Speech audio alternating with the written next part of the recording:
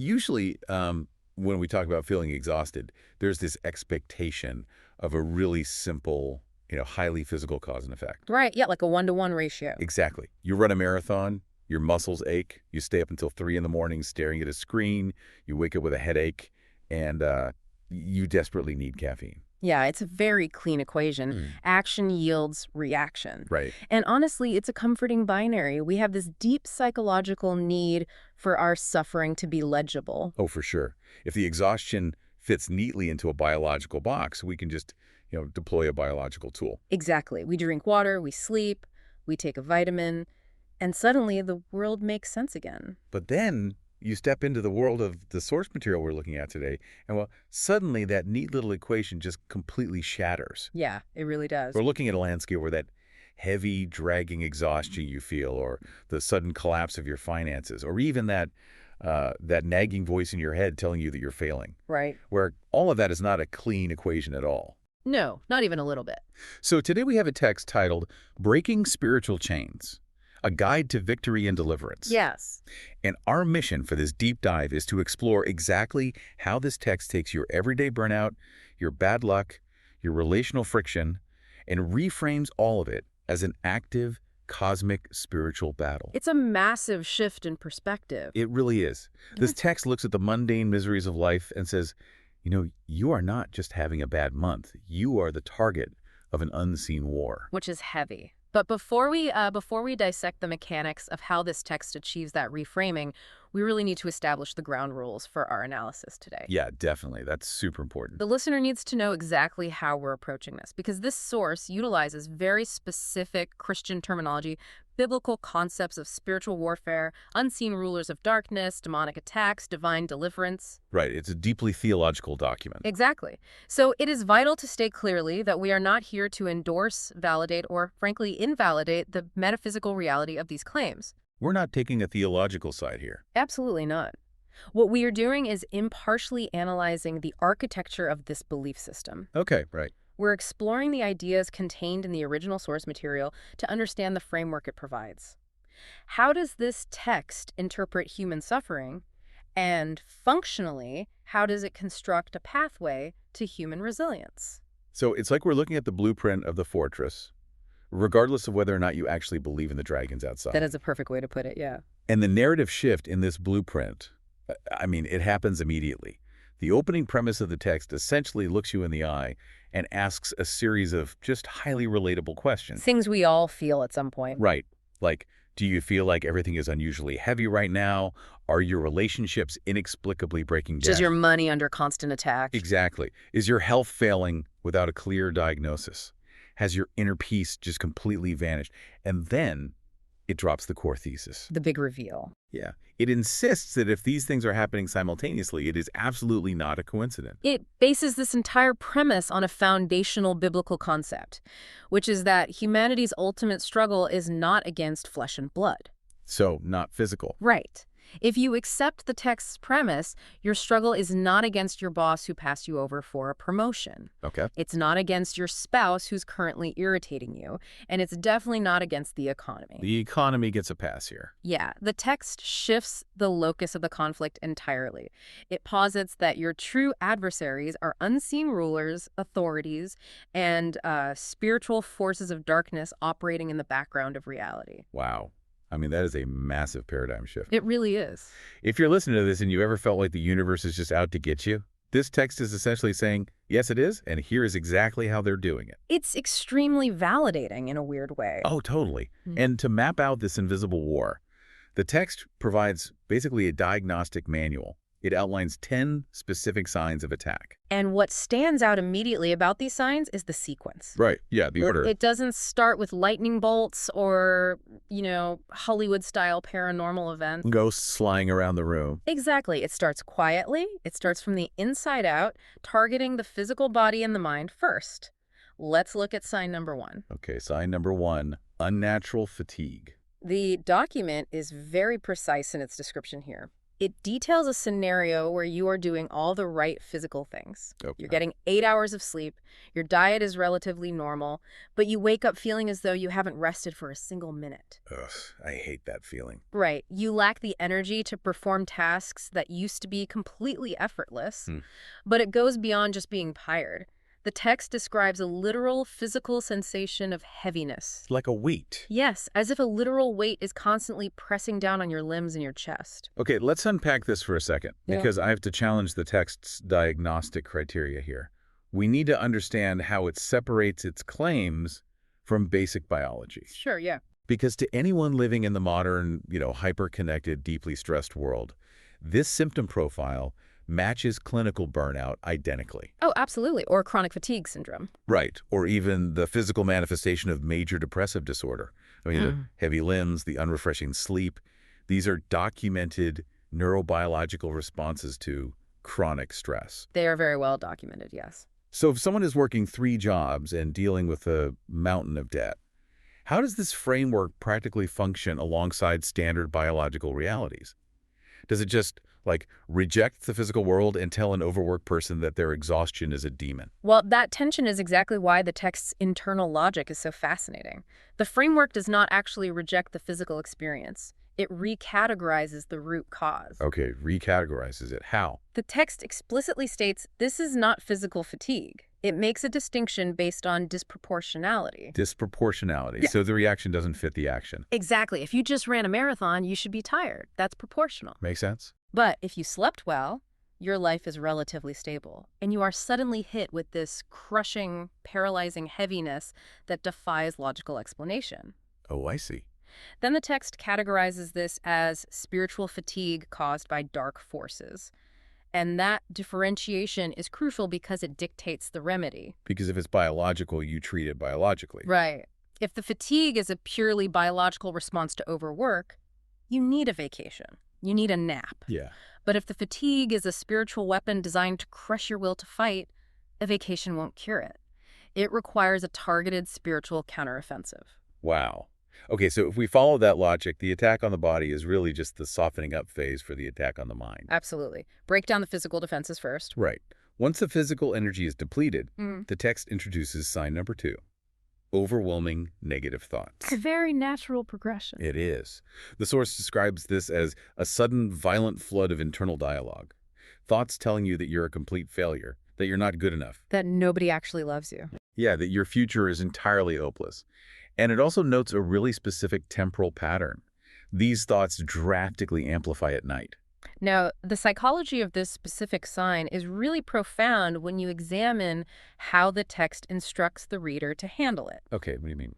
Well, in a secular framework, if you suffer from intrusive thoughts of worthlessness, the natural human tendency is to identify with those thoughts. You think, I'm having this thought, therefore it must be true. Exactly. You think, this is a reflection of my true self, and that leads to a compounding loop of shame. Right. You internalize the toxicity, Yeah. you feel worthless, and then you feel ashamed of your own broken brain for feeling worthless. You assume you are the poison. Precisely. But look at the mechanism the text employs here. It insists definitively this is not your own thought. Oh, wow. It frames these depressive, intrusive thoughts as literal external projectiles fired by an enemy whose specific objective is to destroy your faith. It's like cognitive judo. That's a great way to put it, cognitive judo. Because you aren't just absorbing the impact of the negative thought and feeling bad about yourself anymore. By forcefully externalizing the thought, the text removes the shame from the equation entirely. It removes it completely. It tells the reader, you are not generating this darkness. You are the victim of a drive-by shooting in the spiritual realm. And that externalization preserves the core identity of the individual. Because you're not the bad guy. Right. If the thought is an invader, then you are a besieged fortress. You don't hate the walls of your fortress for being struck by cannonballs. Of course not. You'd be mad at the cannons. Exactly. You recognize the cannonballs as foreign objects, and you direct your energy toward the army firing them. This shifts the individual from a state of passive, shame-filled suffering into a state of active, mobilized defense. Man, that reframing alone is a massively powerful tool for resilience, completely independent of the theology. It is. It's incredibly practical. But the internal assault doesn't stop at thoughts and fatigue. The text continues this focus on the body with sign number 5, unexplained, poor health. Right. It points to sudden illnesses, recurring pain, or a persistently weak body where medical professionals simply cannot find a root cause. And here we see the text applying a really necessary caveat that addresses your earlier point about rejecting biology. The doctor caveat. Yeah. The document explicitly acknowledges that not all diseases are spiritual attacks. It doesn't instruct the reader to abandon modern medicine. Right. It relies heavily on pattern recognition. It isn't saying that every time you get a cold, it's a spiritual assault. No, not at all. It's saying that when a doctor is completely baffled by your symptoms, you need to pay close attention to the surrounding context. The framework requires the presence of a cluster of anomalies. A cluster. Yes, an unexplained physical illness in isolation might just be an anomaly of biology. Sometimes bodies are just weird. True. But when that unexplained illness occurs simultaneously with crushing, unnatural fatigue and a sudden onset of dark, intrusive thoughts, the text argues that this is no longer a coincidence. It's a pattern. It is the recognizable signature of a coordinated spiritual attack. Okay, so the internal landscape is really just half the battle here. If a siege is going to be successful, it has to cut off the physical resources of the target, right? It has to. It can't just attack the walls. You have to starve the city. Exactly. We've established how the text diagnoses the internal war. Let's shift our focus to the tangible world, the things you can count, touch, and measure in your daily life. The external world. Yeah. How does this text explain the external world falling apart? Well, the transition from the internal to the external is actually seamless within the text's logic. How so? The enemy, in this framework, understands that physical destitution breeds emotional despair. Oh, obviously. Right. Therefore, the external resources must be targeted. Which brings us directly to sign number 4, continuous financial problems. Yes. And the symptoms the text describes here are universally terrifying. Sudden, inexplicable drops in income, a relentless parade of unexpected expenses. The things that just keep you up at night. Seriously.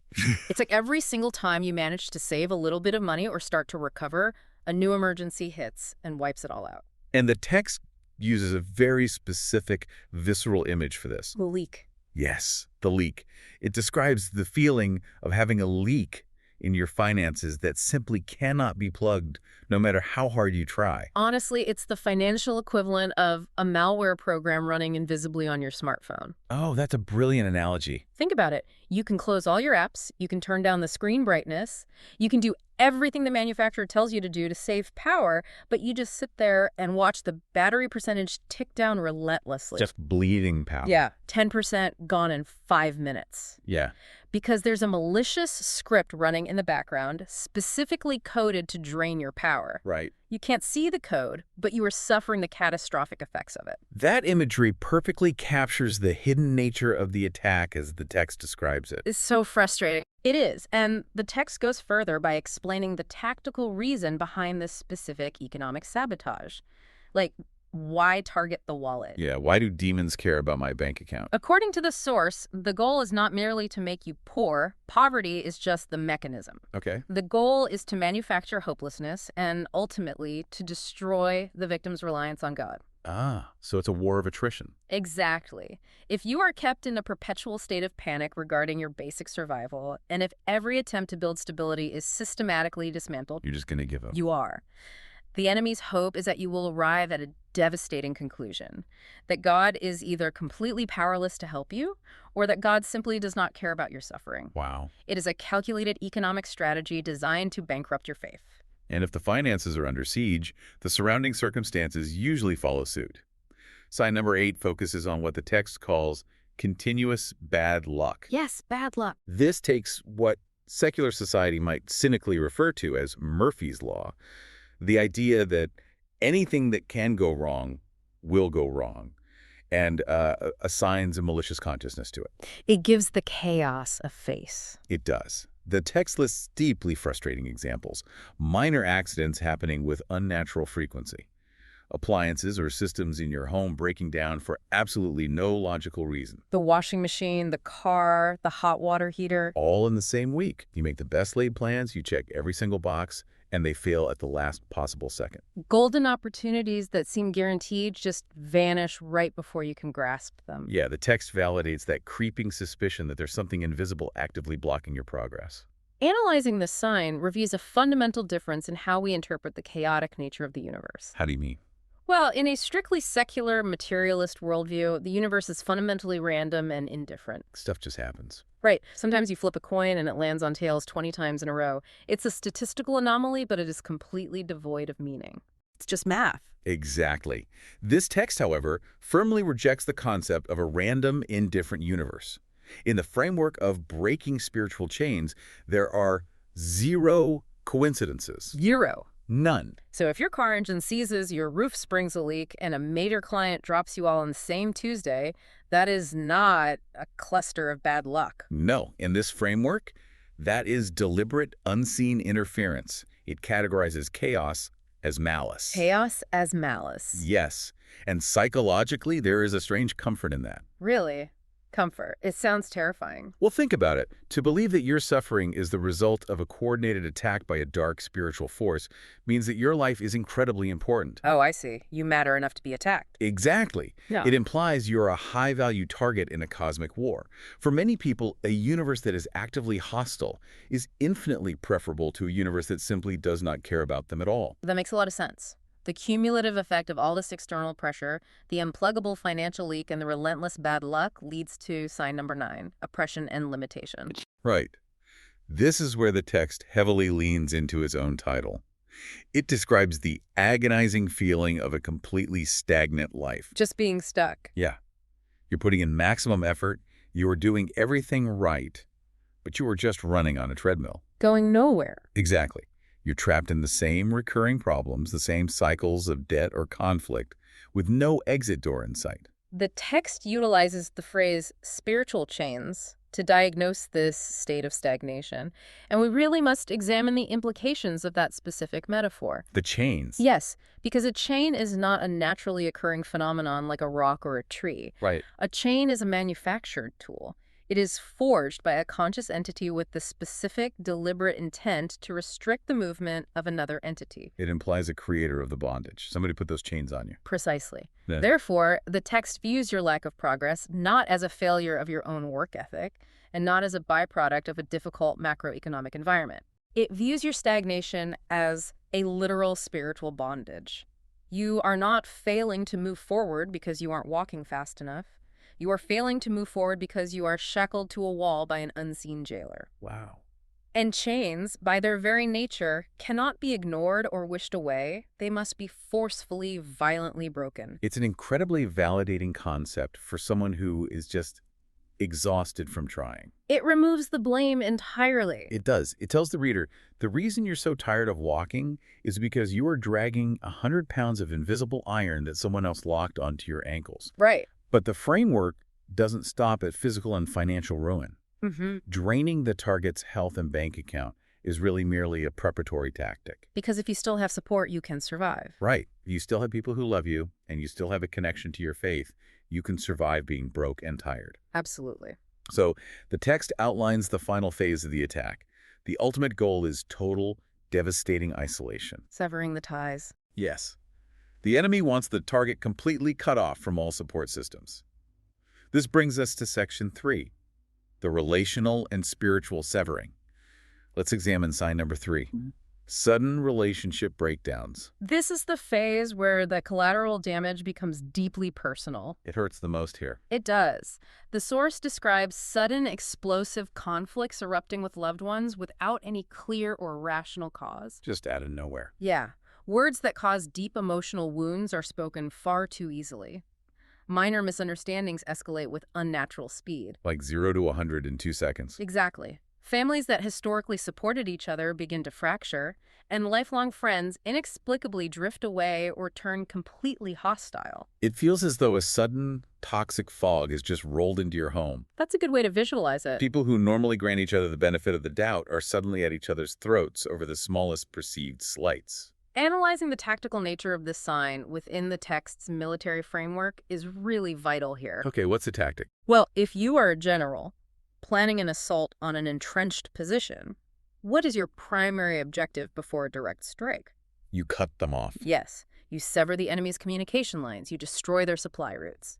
Yep. In the model of spiritual warfare, human relationships, your family, your close friends, your community, are your supply lines. They bring you the good stuff. Exactly. They deliver love, encouragement, objective perspective, and tangible help. The enemy's strategy is to systematically isolate the target, because an isolated target is immensely vulnerable. It's brilliant in a terrifying, malicious sense. It's highly effective. If you're totally alone, there's no one there to tell you that the negative thoughts from sign 2 are lies. There's no one to lend you money to fix the leak from sign 4. You become an echo chamber for the enemy's attacks. But the text argues that horizontal isolation, cutting you off from other human beings, is not enough. The isolation must go vertical. It has to go all the way up. Right. The target must be cut off from the divine. This takes us to sign number 6 and sign number 7. Sign 6 is identified as spiritual dryness, which is characterized as a profound loss of the desire to connect with God or engage in any spiritual practices. The text describes feeling entirely spiritually barren. You lose all motivation to read Scripture. The idea of praying feels exhausting and pointless. You don't want to attend a place of worship. No.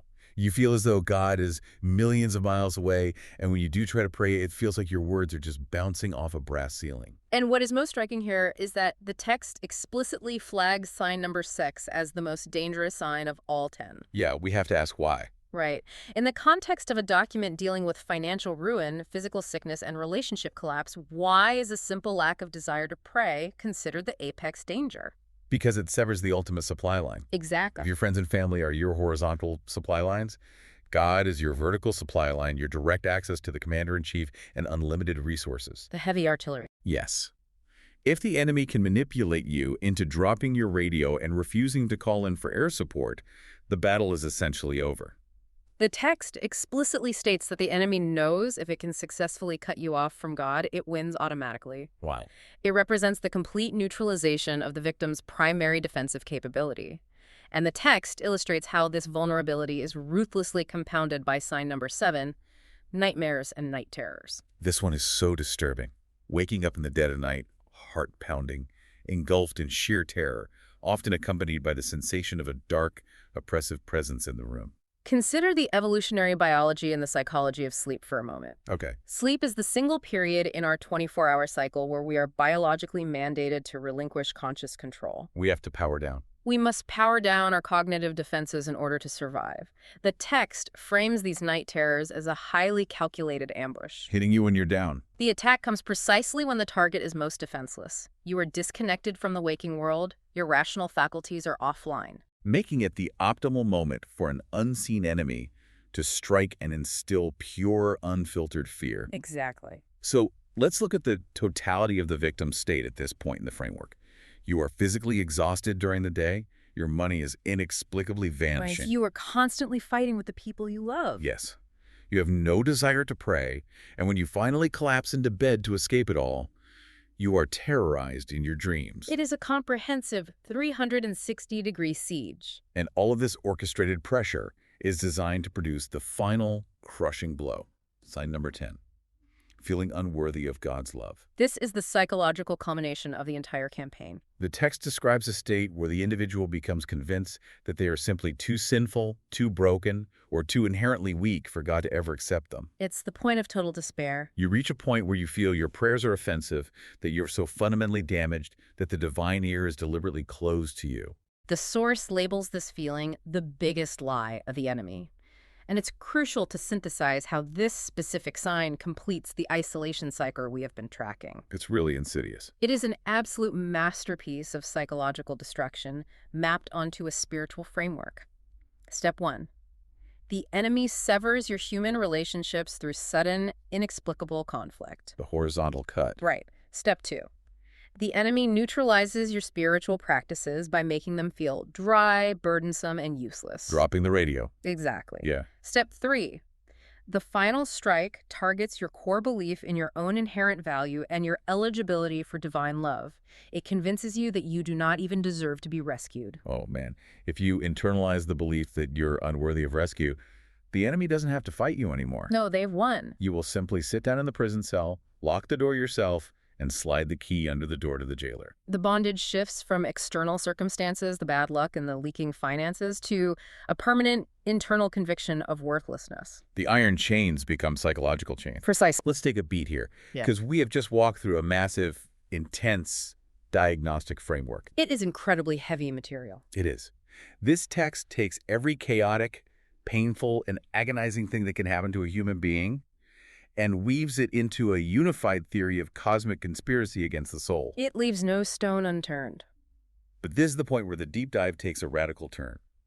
The text absolutely refuses to leave the reader languishing in that cell. Thank goodness. Right. It pivots aggressively from the diagnosis to the prescription. Yeah. We're moving into section 4, the weaponry. The transition in the text is marked by a subtle influx of profound validation. Oh, yeah? It explicitly assures the reader, you are not crazy, you are not weak, and you are not abandoned. Which you really need to hear at that point. Absolutely. In a state of total isolation and exhaustion, that external validation is a powerful psychological intervention in itself. It really is. Then, it introduces the core countermeasure, a highly structured prayer of deliverance.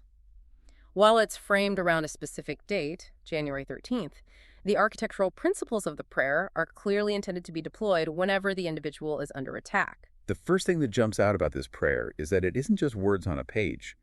The text provides specific physical instructions, like a posture and a premise. Embodied instruction. Yeah. It commands the reader to stop whatever they're doing in that exact moment. They are instructed to stand or sit up perfectly straight. Its posture is key. Right. They are told to physically place a hand over their chest and to pray with absolute, unwavering faith. The inclusion of physical instructions is a vital mechanism here. By placing a hand on the chest, over the heart, over the lungs, it anchors the individual in their physical body. Grounding them. Yes, it's a form of embodied cognition. It demands absolute presence in the current moment.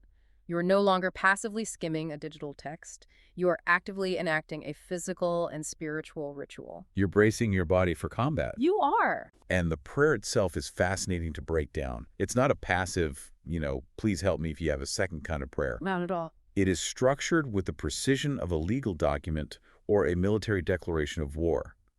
It moves through 5 distinct escalating stages. Let's look at the first stage. The first stage is surrender. The text provides the exact phrasing for the reader to approach the divine, and it specifically removes the pressure of having to be perfect first. Which is huge after sign 10. Exactly. It says, I come not because I am perfect, but because I need you urgently today. It acknowledges the crushing weight of the 10 signs and guides the reader to actively visualize laying that burden down. A conscious transfer of the weight. Yes, shifting the load. It's the psychological equivalent of saying, I acknowledge that this 100-pound iron chain is too heavy for me to carry alone, and I am formally dropping it at your feet. That's beautifully said. The moment that weight is surrendered, the prayer shifts gears instantly. Stage 2 is identity and protection. The tone transforms completely.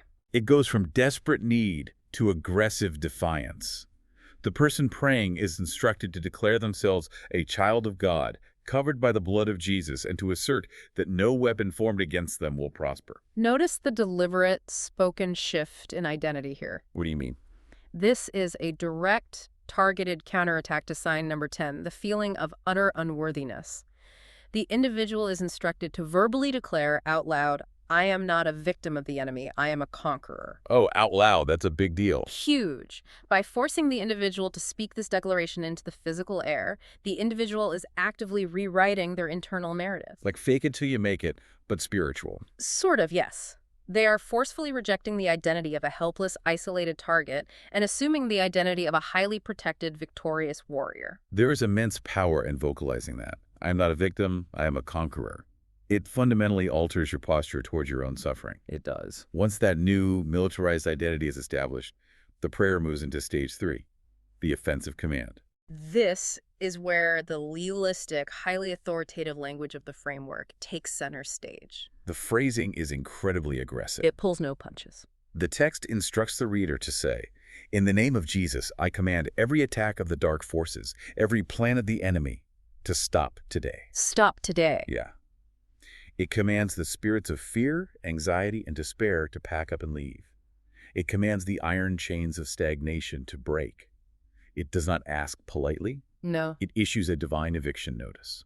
Within the theological architecture of this text, the name of Jesus functions as a supreme, incontrovertible legal authority. Like a badge. Exactly. It operates similarly to a law enforcement officer shouting, "Stop in the name of the law." The authority to enforce the command doesn't reside in the physical strength of the human speaking the words. Because they're exhausted. Right. The power resides entirely in the higher authority they are invoking.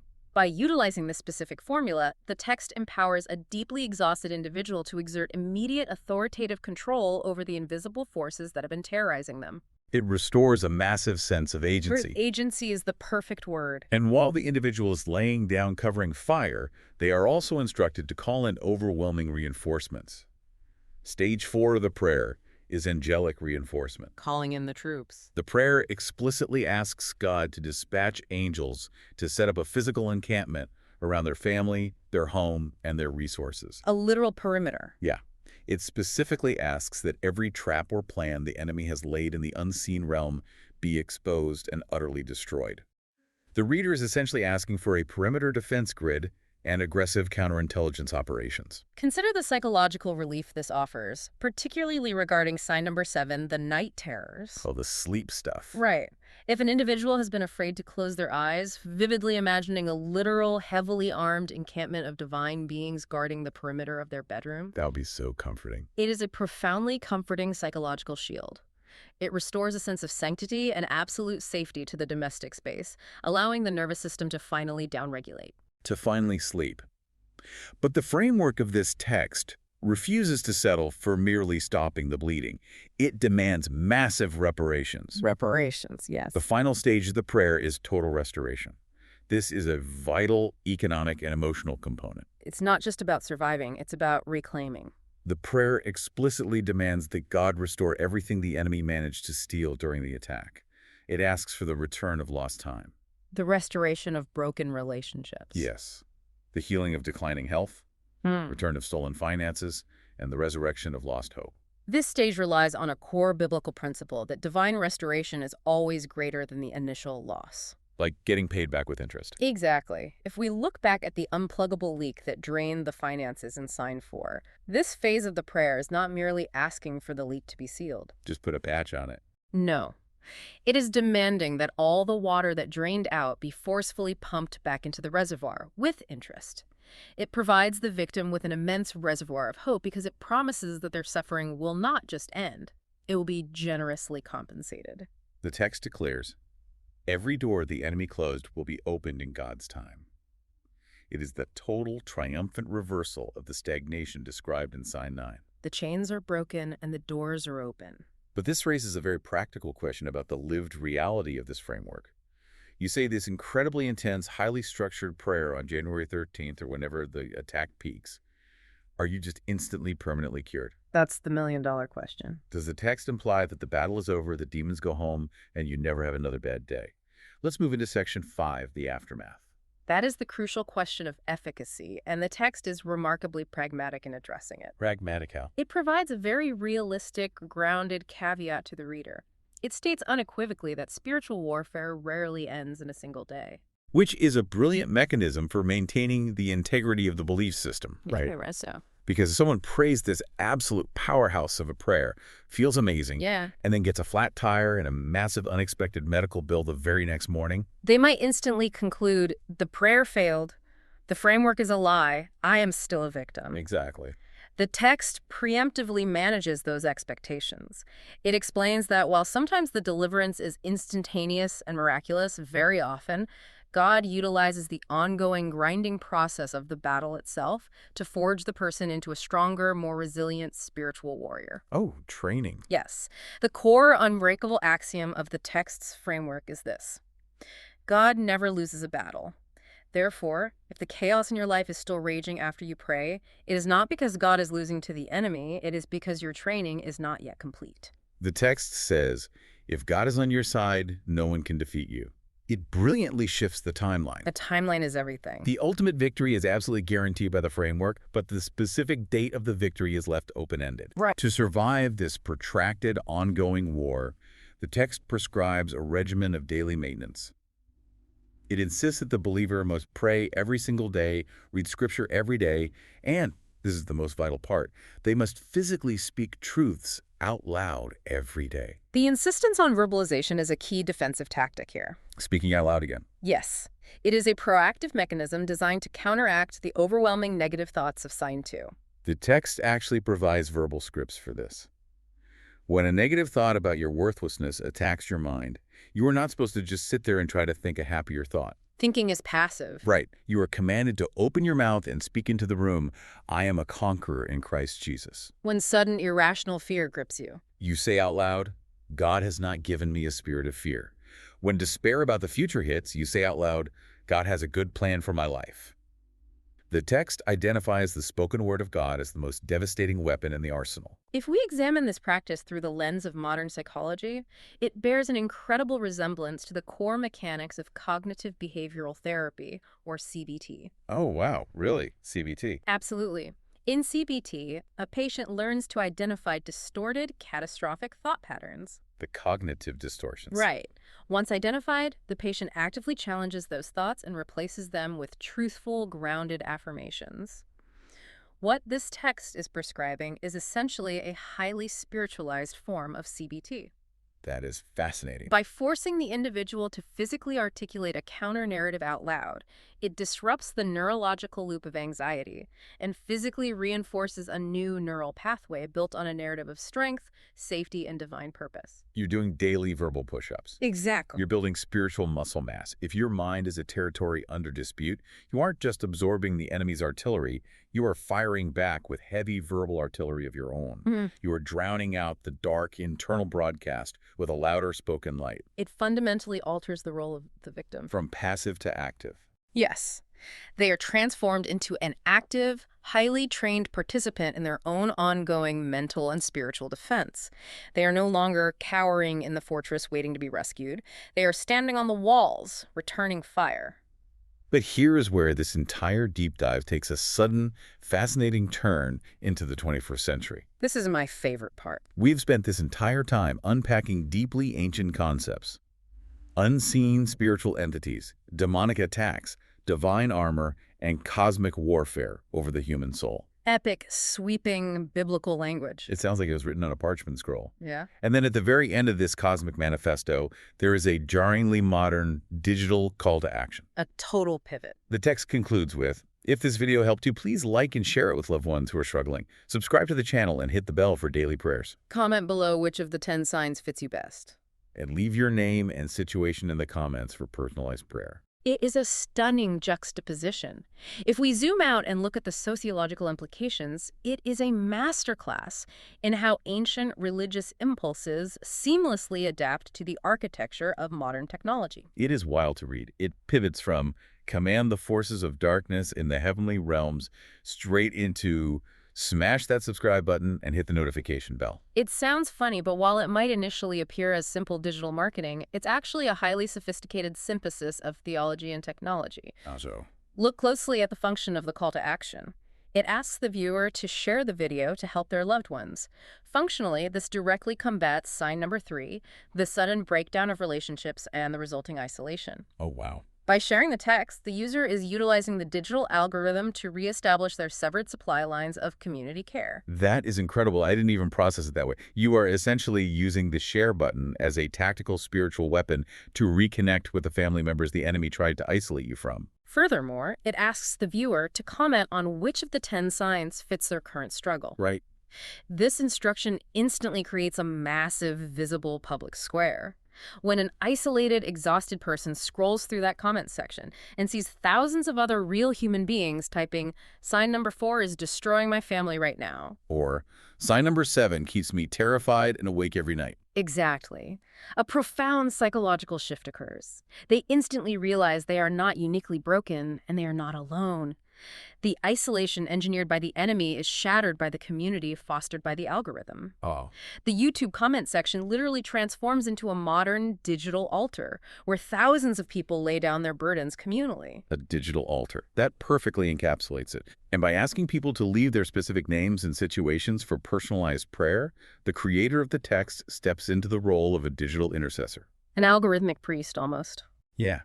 They are offering to step onto the spiritual battlefield and fight on behalf of a screen name they have never met in physical reality.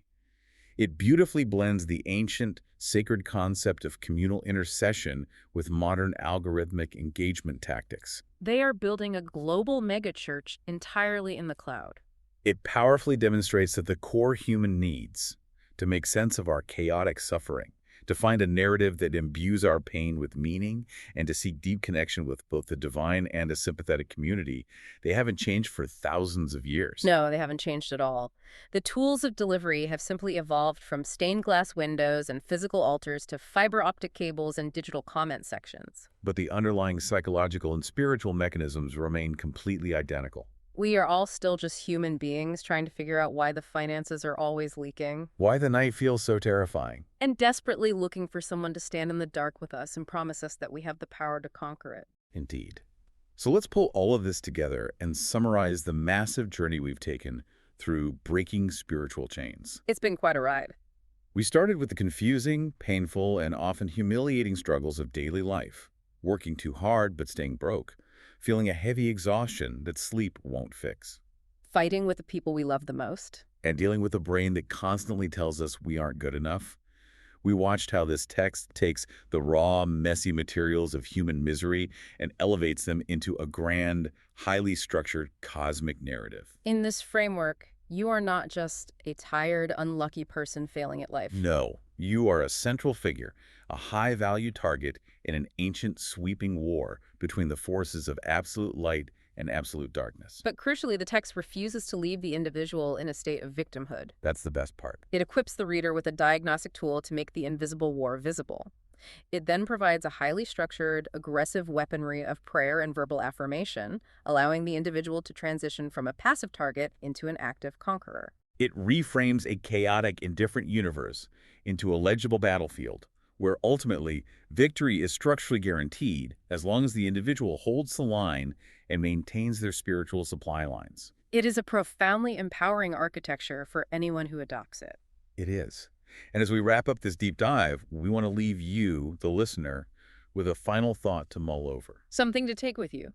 Regardless of your personal theological beliefs, whether you believe in literal angels and demons or whether you view this entire text through a strictly secular, psychological, and neurobiological lens, consider the sheer, undeniable psychological utility of this framework. The utility is undeniable. How might your own approach to your daily struggles change?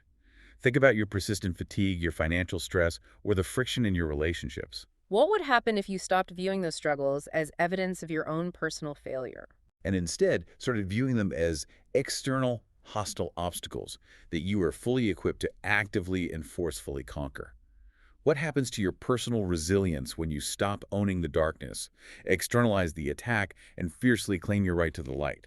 It is a profound shift in perspective, to view oneself not as a broken vessel, but as a besieged fortress capable of repelling the invasion. It really makes you wonder what your own messy, chaotic life would look like if you suddenly saw the obstacles as an invading force instead of your own permanent flaw.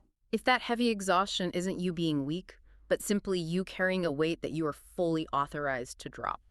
Thank you for joining us on this deep dive into the unseen battlefield. Until next time, keep questioning the mechanics of reality, keep exploring the frameworks that shape us, and keep fighting the good fight.